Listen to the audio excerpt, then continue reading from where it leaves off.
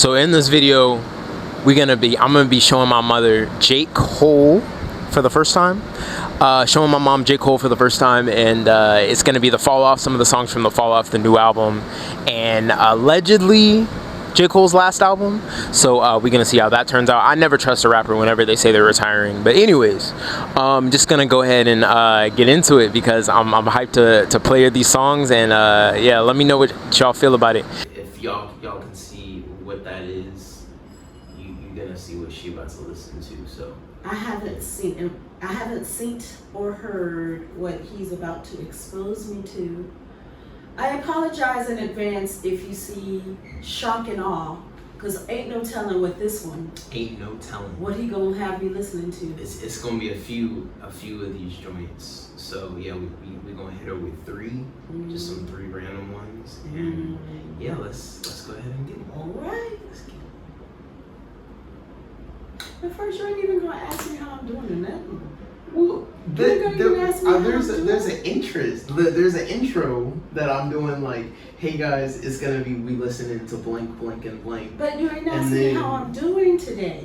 I feel some type of way about that. You always ask somebody how are they before you get into the nitty gritty of anything. That's just the way it's. I raised you better than that. I was just trying to, like, you was like, you don't want an intro, so that's. No, I said I didn't want to have nothing known about the song or the artist is what I said. Okay. But when you was a child, I raised you to be able to say how you doing before you start something. But I've been talking to you all morning, so I was just like, okay, like, we can get into it. It doesn't. But when it becomes a thing of projects, you're about to start something, you always ask the person how you are doing before you start. Okay.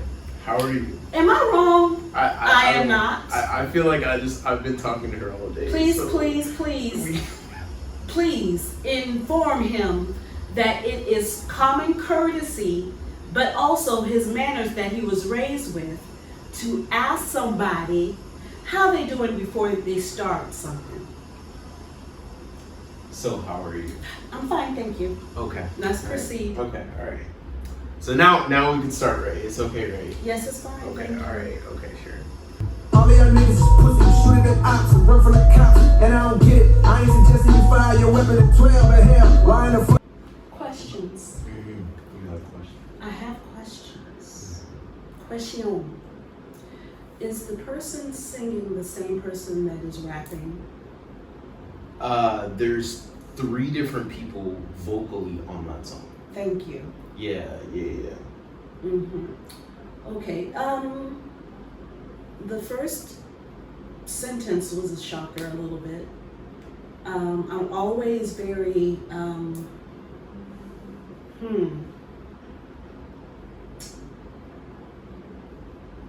when genitals are mentioned, there's just a way I have a reaction towards it when it's described in such a very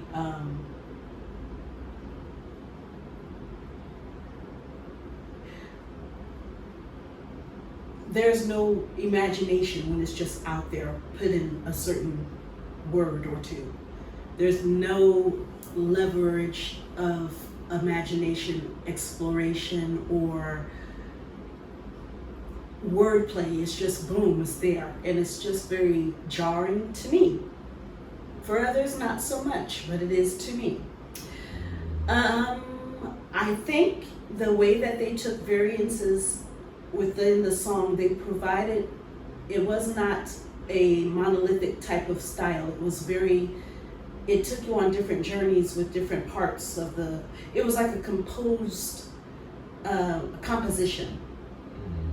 Although the underlining tracks were the same, the melody that stayed consistent, but they did take some variances in ways that they took the song.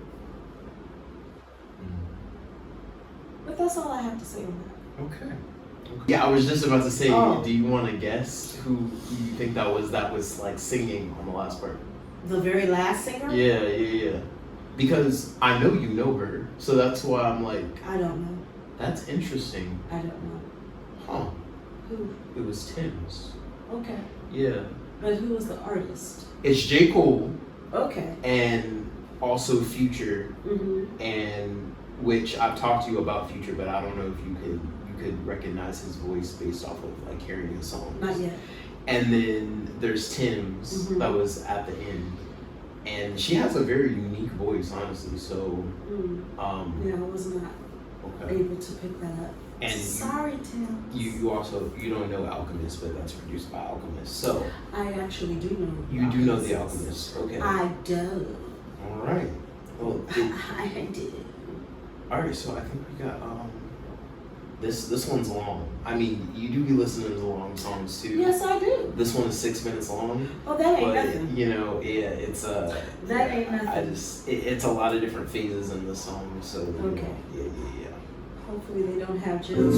lands on Mars, halfway to the stars, halfway to Possibly. the stars. I'm not exactly sure. Also, I've listened to this a couple times before, most of the album, but I also haven't listened. So this is also, I'm catching new things now as well because, yeah.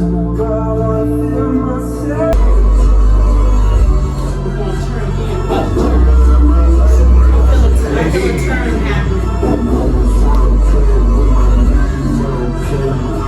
Okay, that was 6 minutes? Okay, so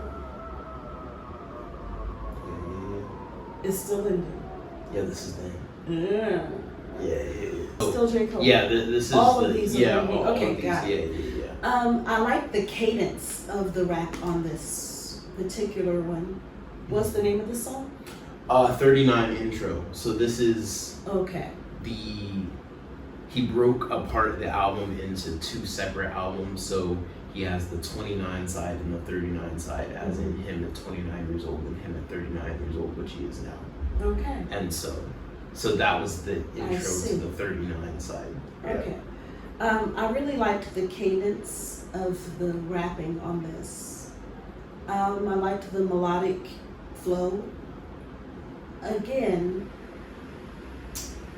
I just wonder why we always have to reference sexuality, although I understand it's a part of people's lives. I get it, sure, all right. But do we always have to reference it in such graphic ways? That's something where, again, if you're going to do it, could there be a more nuanced way in presenting that? But yeah, I liked the cadence. Okay. And there was a lot of transitions in there. So Yes. I got you. Yes.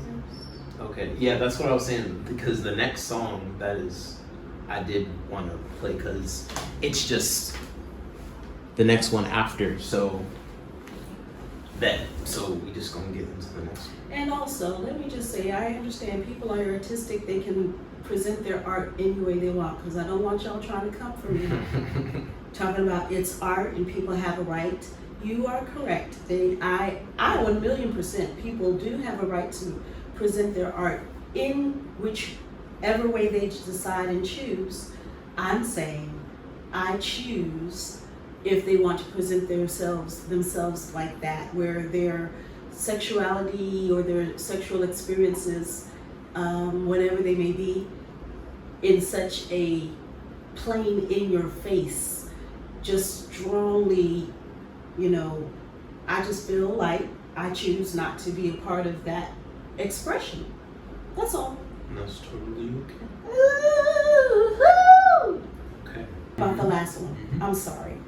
It was a lot of music. When so, it first started, Mhm. it reminded me of the lead writer for the Beach Boys.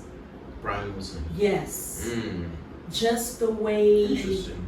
it was constructed. Mm. I was thinking about Brian Wilson the whole time in that first part, not so much the second part of that song, but that first part, I was like, wow, this has very nuances like Brian Wilson would choose in his orchestrating. Is that the right word? Thank you. So yeah, all right, that's all. Shout out to one of the goats, Brian Wilson. If you know, you know. You do know if you know. But if you don't, please go find out. For this one, I feel like I want you to look at the lyrics too, because it's very, like, maybe you can follow along with the lyrics as it's playing. Oh, is that okay? Are you saying I'm not saying you can't follow it. No, I'm just trying to understand why you feel like would it be okay? Because there's a whole narrative that he's going with throughout the entire song. Or maybe you can listen to it blindly and then like go out and read the lyrics later on. I think yeah, that'd be good. All right, for sure. This is the first song he teased for the album before it came out. So.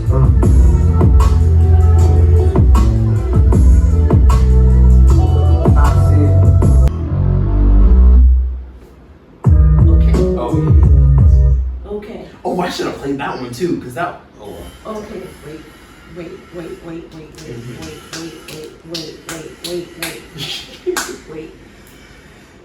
I am such a huge fan of starting something backwards. Even when I was a child, in school, I would go to the back of the book and start the book and then move on my way to the front. My teachers called my mama parent-teacher conference talking about why does Leecher do this? And then when they came out with the books where you could choose your own ending and flip to this page and I love when a movie starts at the point and then reverses and rewinds. So to have a song start out that way, I immediately recognized it stylistically that's what he was doing, and I was like, yes. Now to mentally have the capacity to do that is genius, because a lot of people have to start at the beginning of something and go in succession, in order, in a specific pattern. So for a person to think in that space of starting somewhere and then moving backwards, that's truly a genius. I really like. Hey, we have to clap for j.cole. Okay. Really awesome. Really awesome. I mean, just truly, that was great. I love the narrative, and it has been done before, but to see it from his perspective and the way that he did it, I wouldn't say this to you, I think, but I feel like the second album is better than the first one. I don't know if that's a hot take or not, but yeah, here we go. We just gonna go, because the last two songs I played for you were the first two songs from the second album, and this one I'm about to play is the third song. So I just heard it again and I was like, oh shoot, I forgot about this one. This one is also good too. So I couldn't really say that for the first one. So anyways, let's get into it. If I'm organ, everybody knows I love me a good organ when it's played right. Making stark contrast. He mentioned crocodiles in alligator skin. So crocodiles being on one side of the world, alligators being on another side of the world. He mentioned God taking them, and then Darwinism right next to each other. Darwinism means the survival of the fittest. And then there was just a lot of very contextual density in that. A lot. I would really have to listen to it again to be able to fully grasp, I think. But just from my first listen, very contextually dense and a lot of strong contrast. I did not enjoy the purposefully off notes.